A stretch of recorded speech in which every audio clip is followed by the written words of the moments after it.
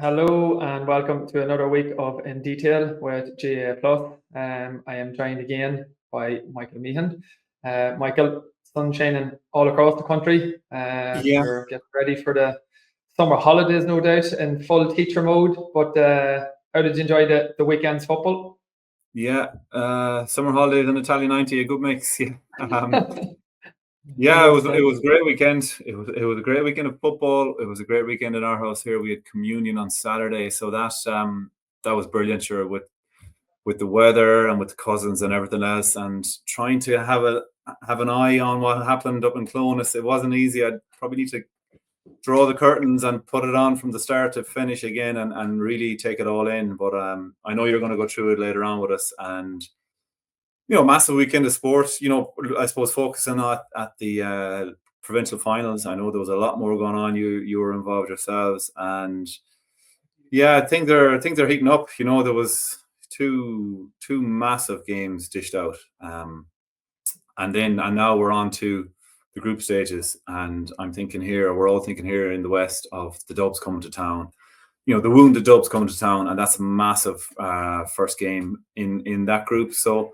We've had huge games. We've been spoiled, really, and I think there's plenty more to come. So that's well, Clonus, in fairness, while the result from an Armagh point of view didn't go to plan, just in general, as always today, the weather adds to it, but just today, the occasion, just was brilliant to be there. Similar to taking the young boys along and just that walk through the streets of Clonus, the buzz that's there, see the enjoyment with everyone, and then in fairness to both sets of teams or both sets of players, the spectacle that they served up, how tense the whole thing was. It was an incredible drama, and even though the result didn't go Armagh's way, there's still a huge amount of positives to be taken out of it, and I still firmly believe it'll take a good team to get the better whenever it comes to the All Ireland series. But I suppose with that in mind, you have to give your due to the victors in terms of Donegal, and for me, I think they set down the marker really straight out, and all the talk was about how incredible Ethan Rafferty's performance was against Tyrone, and rightly so. Only one kick out away in the whole game that Ben McDonald happened to intercept, but from his very first kick out, it's clear to me sitting in the stands in Clonus that this is something that Donegal were really going to target in terms of putting pressure on Ethan and trying to stop them winning that primary possession, which enabled them to get so many just really slick, fluid scores against Tyrone in particular. So we'll jump straight into it here. This is the very first kick out, and they've gone for 4 along the arc, 5 across the 45, and for the duration of the half, they kept pushing. You can't see it clearly from here. They put Sean Patton up into the number 5 position, where they had another 4 people across the middle of the field, and left Brendan McCole in a one-on-one on the far side of the field. So this was clear what they were going to do, but as they let it run on, just look at the composure and the movement from Andrew Murnan, just to find that pocket of space to get out. And look at what Armagh do in terms of the transition. They're heads up, and look how many Donegal players are heading back towards their own goal. So this is so unlike them in terms of they're usually so solid at the back. They never look under pressure at all. We're only talking a minute and a half into the game. Balls ends up in Oisín Connaughty's hands. And with Patton chasing back, I think he assumes it's going wide, but it hits the post and nearly into the net. He was. This is literally the second kick out of the game. You see Ethan Rafferty, he's given a signal for Armagh players to split. And he's forced again to go long, because Donegal actually go with 5 around the arc at this stage, 4 along the 45, and another 5 spread across the middle of the field. So huge press and not too many pockets of space for him to see. And it ends up being won by Caleb McGonigal cleanly in the middle of the field, and they go on to attack. They're very unlike them. It ends up with a ball being given away by Ryan McHugh. This is the third kick out where Michael Langan has just scored, and the kick out comes that quickly. Cameras don't even get it. But look at how many players it has bypassed. There's actually only 3 Donegal defenders who are even goal side from the kick out. And as play goes on here, I knew at the time it was quick on the day, but as I look back, from Michael Langan kicks the point until Andrew Murnan kicks this point off his left foot, it's 17 seconds from one ball going, and I mean leaving Langan's foot till that goes over the Jesus. bar. That's how quick it was. So I'm starting to think at the game, are they going to hold their nerve? Because you could see the Donegal calling them. And I was wondering were they going to hold their nerve, but they absolutely did. And as the game wore on here, you'll see again, they're pressing around that their arc, forcing Ethan to go long. And I think this is the first time where Ethan says, do you know what, Patton's standing out here all day. I'm going to test him. I'm going to see, will he actually compete for a ball, or is he here to fill space? Yeah. And to be Patton, that actually doesn't do it in terms of he literally catches it with one hand. But this is where the intent then comes in for me. Finbar Roarty, outside of the boot, 6 Armagh players are all trying to retreat, and they can't get back quick enough to help Greg McCabe. And Greg McCabe is under that much pressure, scrambling to try and make contact with Murphy, to try and do anything to dispossess this inside mark, and just given the It's strength. an unbelievable mark. It is. And you know what, again, that doesn't do justice. Whenever you're there in the day, the Donegal support, you know, the noise levels go through the roof, because it's not only, you can see what they're doing with the press, but then they had plans for what was after that. It was all right trying to get the ball. What are we going to do? And that was the start, in particular, of a 7-minute spell where they had variation to what they were doing. But the fact it was a long ball to Murphy, the fact he won it, McBrearty clips a free kick. At that stage, the game really come to life, and it was incredible to see stuff that they were talking about, planning, all starting to come off. But you would have liked that one yourself now, that long floated ball where you have the defender to your wrong side, and he still had it all to do. You know, I know the mark came obviously, which was great, but it's just he's that option. You know, Michael Murphy back is that option just to bypass everyone, and it's not every county has someone that you can just let it in on maybe a 1v3 or a 1v2, and there's a good chance that he'll manufacture something for himself, or he'll guide. He's so excellent at just getting that guided break off to someone coming running through.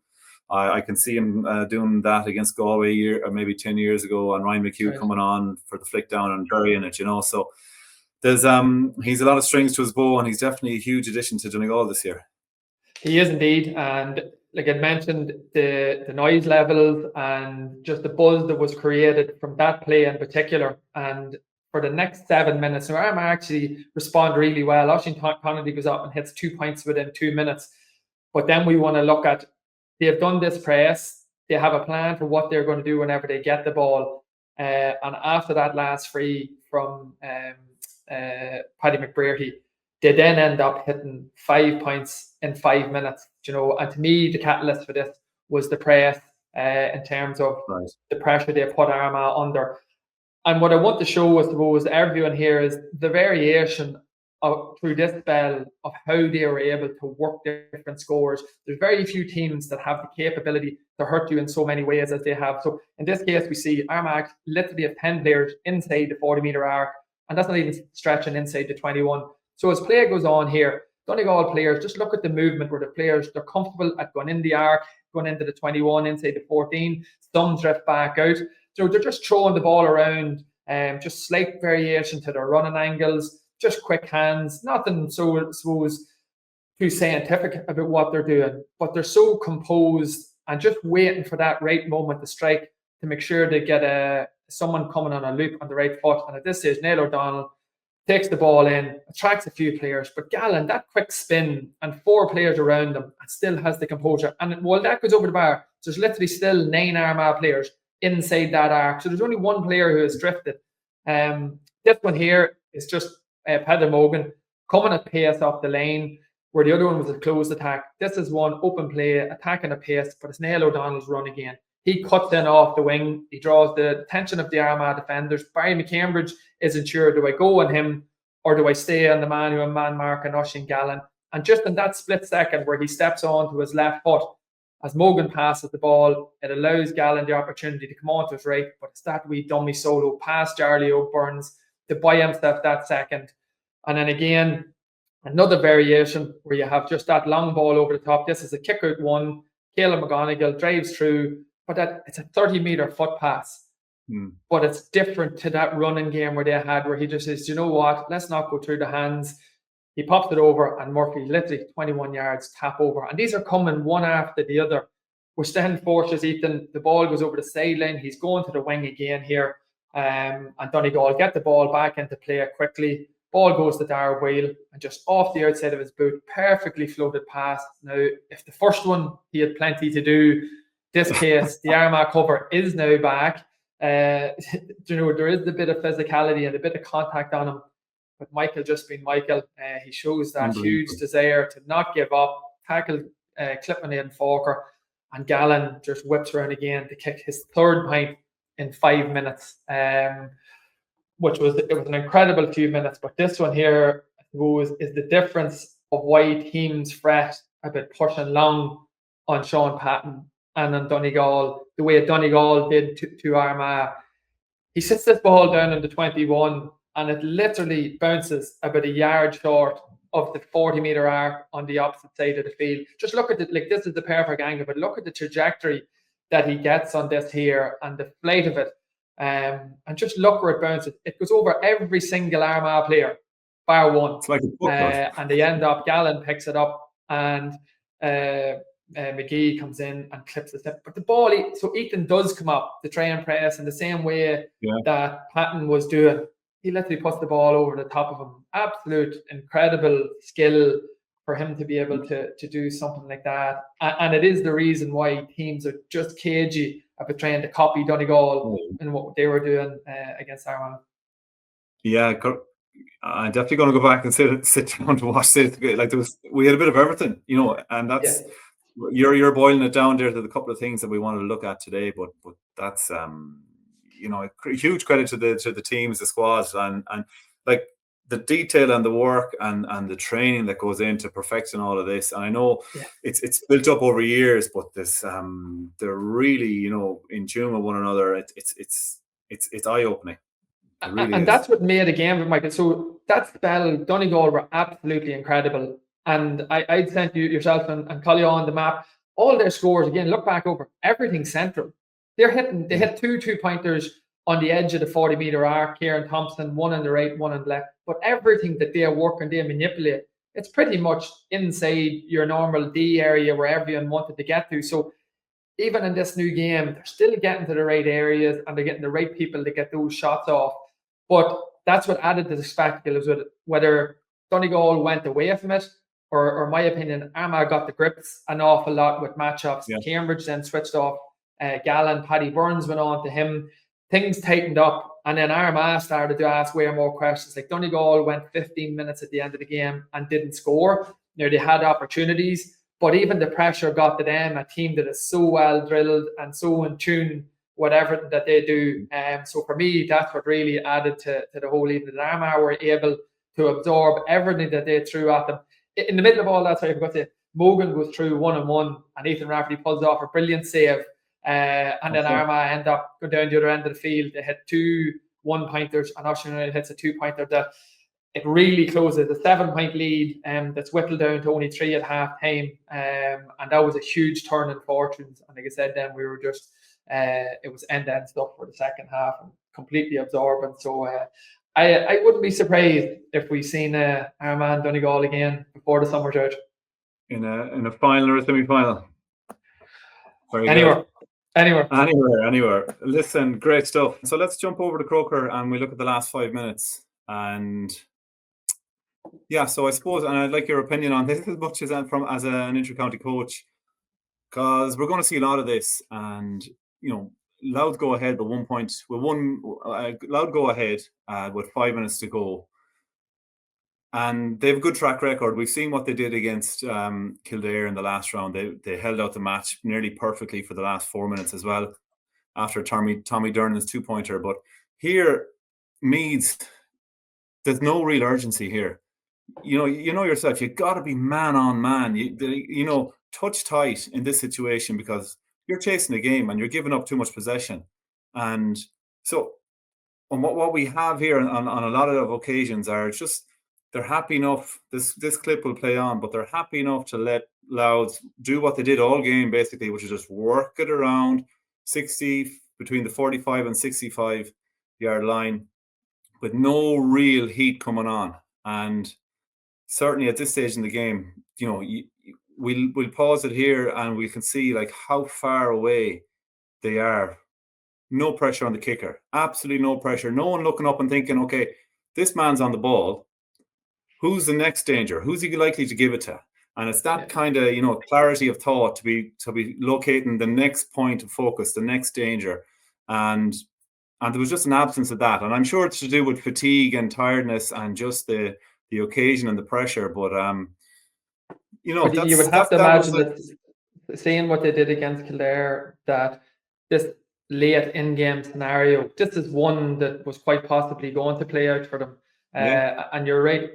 To me, I'm seeing an awful lot of they're just individually chasing, but there's not a collective plan here. There's not an urgency there. Okay, at some stage, let's just go man to man, get somebody as quick as we can. If you notice every pass, there's 5 yards between a Louth player and a Meath player at all times here. And like you have Conlon here, he's just chasing like it's underage football, So some of them are getting caught between I'm going to go man to man, and then the others are darting up in lane. In this case, Lynch, like they sort of have him nearly at that stage. He got a wee bit over eager. If he had just stayed his own goal side again and try and force him back for a play or two, it would give everybody the time to come up. But an awful lot looks like it was sort of just individual where they weren't focused as a collective. Yeah.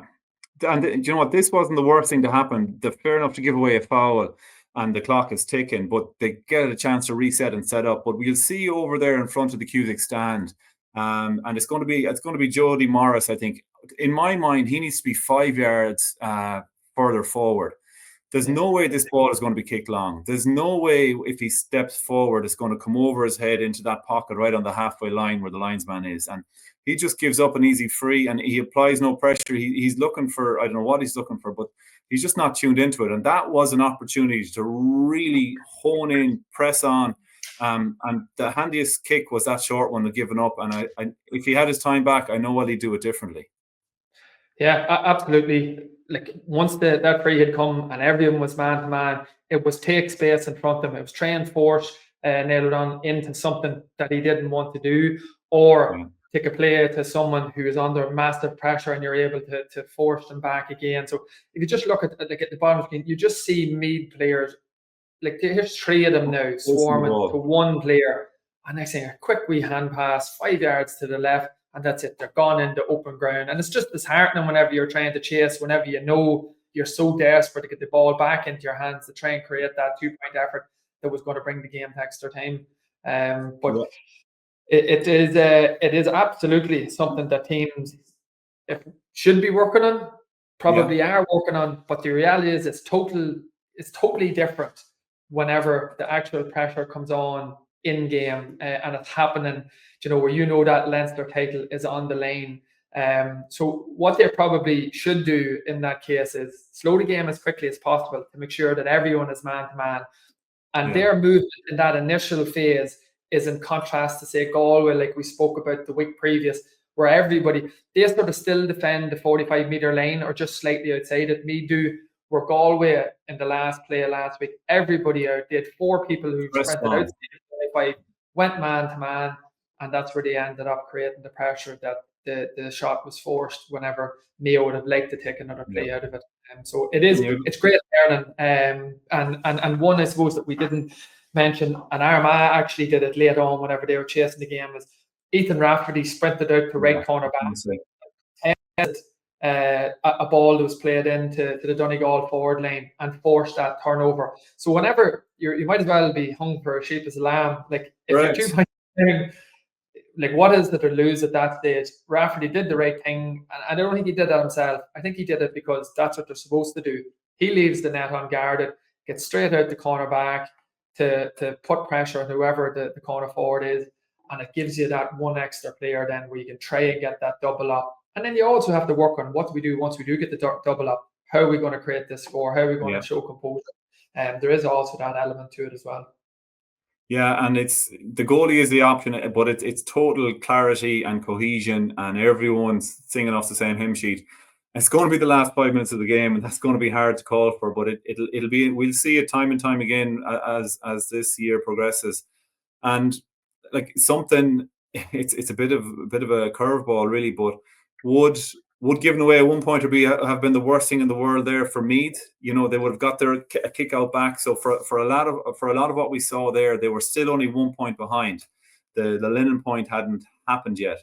So you know, maybe a free inside the arc, give Meath their chance to kick their score or their wide, allow their chance, and then just try and retain possession from your own kick out and build. And I suppose you're known then if you have ball, but you know, there might be whatever's left till 70, but once you have possession, you can go for as long as you want. And Meads, you know, they've had their fair share of 2-pointers earlier in the year, and that might have been something. But look at it; it's just going to be a whole area. The goalie up. Let's watch and see how maybe the tier 1 teams approach it. We'll see it, I'm sure. You know, throughout the group stages, and certainly, you know, quarterfinal, semi-final, maybe final on. There's no doubt there's still huge learnings for everyone. There's still a lot of unknown, and like I said, you can talk through stuff as much as what you want, and it's grand on a training field. But whenever the pressure's on and you have 65,000 people, like you said, the level of noise that come into their stadium, it's not always that easy to just think clearly. No, you got to speak to the players. Yeah, you got to cut them some slack. But you know, that was the first thing maybe that to start with. The next thing, it kind of takes in the goals, which kept Louth in the game. But maybe if we look a little bit at matchups and coming into the fixture, you know, certainly someone for Louth that would have been top of the radar would have been the guys in the full forward line. But James Conlon was electric against Dublin. He had 5 points, and you know, I think they kept him to 1 the last day. And there was a fantastic battle between himself and Donald McKinney all game, and just. It's something Louth that worked hard on, because we can see here the ball has been worked around. But watch this for awareness from Andy MacDonald. You know, he's not doing anything where he is. He's aggressively heading over here to see can he create a double up. And in the end, it actually ends up in a treble up. We get Tommy Dernan involved as well, and they force the over carry, and it's free out. So like that's just I'm sure when they think of that, when you plan for something and you pull it off. It's a real, you know, it gives you real confidence. You can see Tommy Dernan celebrating in the bottom of the picture, because I think that's something that they had targeted, and it did work, as you mentioned. Yeah, here we've moved on. So if we pause for a second, and the next thing is Craig Lennon, you know, and I suppose Sam Mulroy would be key players on Meath's radar coming into this game. And you know, Craig, the scores he got last year for Louth, you know, massive scores, goals in particular as well. And we'll see here in this clip, the ball has been worked through, but as we look at it now, there's a couple of Meath lads who are, there doesn't seem to be anyone detailed to pick him up all game. You know, there wasn't anyone in his pockets the whole game. It was different people at different stages, but he slipped the net here, and we have the 2 Meath lads communicating, giving out about probably the lack of communication that led to the situation arising where Craig Lennon has an avenue in front of him, and he's going straight through, bearing down on goal. And this is going to lead to the first goal for Ryan Burns' goal, right? But you know, the lads are giving out to themselves. It's too late for that. But a lovely bit of movement here from Conor Grimes on the loop. Even Kieran Downey as well is also looping from the other side. But that just draws the player away from him, to allow him to keep going further. So we can see the man picking up Conor Grimes there has got his back to the play now. So Craig knows he only has one man to beat, really, the closest man to him. And he drives on into that space. And in fairness to Ryan Burns, in normal time, when you see the run, he cuts across at a great angle and at serious pace. And the timing of the run is perfect. And the little pop pass off the left hand. And I was watching Lennon for the game, and he was hand passed on left and right equally. But he's that closely marked there. If he goes off his right there, that's probably intercepted. Super finish. Now, one thing I'd say, maybe there's goalkeepers or goalkeeper coaches watching here. To my mind, there the Meath goalie is too close, is rooted to the line.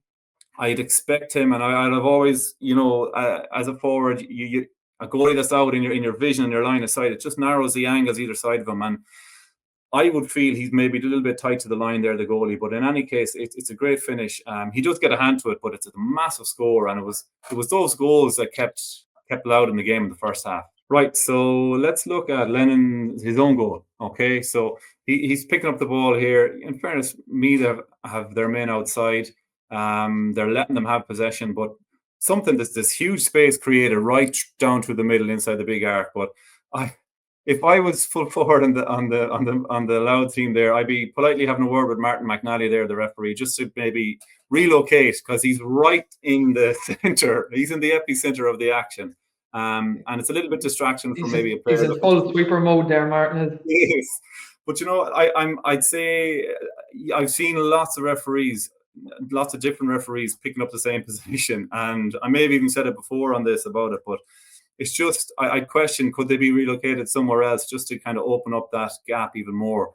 But it's not going to affect Craig Lennon here as it plays on. But if we watch as the play builds, super run here by Donald McKinney, just selfless, really, and it asks questions. It draws Jack Flynn's attention away from Lennon and from Mulroy, and that's enough, because I think Craig Lennon will back himself one-on-one against most guys with that much space right in front from there, as we see.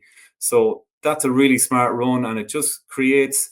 Ask Jack Flynn to kind of adjust his body position, to widen the gap a little bit, and it's open road then. Really, it's not that he draws too much across, but he gets his feet tangled, and he's just not able to get back in on top of Craig Lennon quick enough. And like, talk about a finish, that's a pass to the top corner, spectacular from outside the 14. So an unbelievable finish. He was so controlled in everything he did all game, and even the last score for Craig Lennon. And it's just that idea of like tagging him, and do you put someone literally stuck inside his pockets for the day? To my mind, I know that's going to create gaps and spaces elsewhere, but I think he's that kind of player that you need to go after. Oh, he is, and this past 18 months and the All-Star would tell you, and particularly even as an All-Star, to still be doing it to the level he is this year. And I suppose it's a wee bit like Armagh against Donegal at the weekend. We've seen Patton and how influential he has been, but they detailed Darragh McMullen to keep a good eye on him, and he was kept to a point, which went a long way to trying to keep the game as close as what it was. But just in that clip, the thing that stands out to me twice with Craig is his willingness to take a man on and not be afraid of contact. Too often this past few years, probably 7-8 years, just before contact, players will just turn and go back. Yeah. Where Craig, as he's literally soloing, his head's still up, and he's making up his mind on what he's going to do. And likewise for the Ryan Burns goal, he just takes that wee bit of contact, and he's taking a play even as he's in contact, which again is unusual, but he's that comfortable and composing the ball. He's capable of doing it. But what stands out to me is what you're talking about, Donald McKinney's run coming late. That's a wee bit out of the Donegal playbook, where there was a Louth defender, I couldn't get his number. He was standing beside Sam Mulroy and Lennon, and he sprints straight back into his own half, and that allows McKinney to come about 20-30 metres further to the Hogan stand side. He then makes a break, and then that's what occupies. So they were very good at making sure they got someone into the back three, which frees up McKinney to come running at a different angle whenever they know that slow play had started.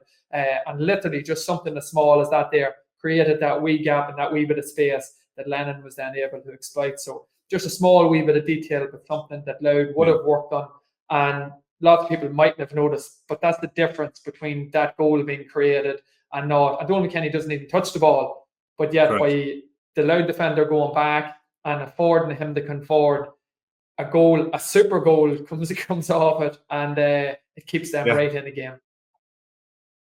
Yeah, it was just enough. Just enough. I like the way you dropped in detail there, Aaron. That's the name of the show we're doing. But off the cuff. Yes, unplanned, planned. I think the final little look is one of Louth's other big guns, and Sam Mulroy, right? And I suppose he handles so much ball. I think he had over around 55 possessions, which, there's players that do that, the Paul Conroys, the Kieran Kilkennys, there's lots of others as well. But, he was in that territory, and he was just immense. We look at some of his scores here in the first half, but, earlier the penalty was just perfect, no questions asked. It was in no doubt a super strike. But, his first 7 kicks, he only scores 2. And there's a sequence of 3 wides and a drop short in the second half, and this is probably one of his sweetest scores. And it was kind of the double act again, and just watch Lennon's willingness here to give a genuine option for the ball. He does enough to say, I'm on if you want to pop it to me, or I'm going to clear out a little bit of space and you leave it up to you. And that's what he does. He just takes the man across. Lovely little shimmy there by Sam, and he just kicks a lovely one off his left foot. Well, yeah, so like he had kicked 2 from 7, and then he went 5 from 5 at the very end, you know, which when it was in the melting pot, and this one was the biggest of all, really, you know, to go from a point down to a point up, absolutely massive. But I suppose the point I'd make about him, and lads like him, you know, serious operators, dead ball specialists, you know, he knows if he's missed 4 shots in a match, the chances are he's an 8 out of 10, he's a 9 out of 10 kicker. So like that's 16 or 18 out of 20 he expects to score. So he's had his 4 wides. So if he's strong enough in mind and in character, he knows that's the wides out of the way here now. Stick to what I do best, and I'm going to get my scores. And credit to him, he nailed the last 5, and that's what won them the game. And I know producer was saying I was being a bit harsh on him here, but this was just the one ball he gave away all game. Just the one ball, and it did lead to that Meath goal. But you know, he just nearly gets to the Tommy Dernan, but probably had more time than he thought of, and maybe like you said, Aaron, maybe he could have held on to it and overcarried it and just given the free. But like it was a great score from me, the super finish, to be fair to the man. But yeah, just I have to say, you know, Mulroy was exceptional. You know, he handled an awful lot of ball, but he was let do it. You know, there was no one stuck on him. You know, 50, 60 yards from goal. So I suppose which is surprising, because you're thinking coming into this game, we keep Sam Mulroy quiet, we go a long way to stopping Louth. But I suppose the thing that stands out is the self-belief in him. Obviously, he would know himself. He'd take personal responsibility in that goal, whether he thought he had more time or he didn't realise someone was as close to him. Ultimately, he gives away the ball, a goal comes off it, and it makes it an uphill battle where they look like they're the ones in control. But then to go and nail his shots from play, from frees, and then just to still maintain that composure, to me, it stood out. That's the difference between the best and the rest. And Sam, he did an interview a couple of years ago, and I think a lot of people thought he maybe spoke too much about wanting to be one of the top players in Ireland. But it's clear that if he doesn't have that mindset and that mentality to execute the way he did under pressure, that's what takes up everyone else within that Louth group to enable them to be Leinster champions now. Because other than that, you're going in with hope all the time. Somebody like him doesn't go in with hope, because he backs himself in big situations, and he has a genuine confidence that he can deliver whenever it's needed most. And I would say, in terms of how he would prepare off the field, at training, that rubs off through time on his teammates and in the environment. And you couldn't but be delighted for him as captain to be able to park those misses. And it's similar to what you would have done yourself, or Oisin McConville in a change room that I was always in. Like, Oisin could miss 3 or 4, he was still shooting. There was another free kick come, he was like, give me the ball, I'm up next. Rian O'Neill, Clifford, that's the category of players. Shane Walsh, it was showing you. These boys, they want that responsibility and they thrive in it. But they only thrive in it because they know they have the work done way before they hit the big show or the big day. It's years and years of practice. You know, really it is for everyone in every position. But certainly, I think, you know, dead balls, just years and years of practice just to harden the mind. To create the environment in your head where you're kicking into Hill 16, you're kicking into the canal end, even when you're back at training your club pitch or you're in the off season, just so that when you do get there, that you have kicked this free 10, 20, 100 times already before, and it's a mental battle. You need a lot of technical skill and ability, but it's the belief, and it's the top 6 inches which really get you, drive the highest players up to the highest levels. And he came up trumps, and credit to Louth. I'm sure they had a good they had a few good days celebration, players and supporters. So the players probably had to stop by now. They have indeed well earned. Yes. Well, from the two of us, and in detail for another week, that's a wrap. We have Patton Cup. We have the All-Ireland Series kicking off this weekend. We have more sunshine promised, so we'll enjoy what is ahead this weekend, and we'll be back next week with a bit more analysis on whatever unfolds over the weekend. So, from myself and Michael, thank you for tuning in.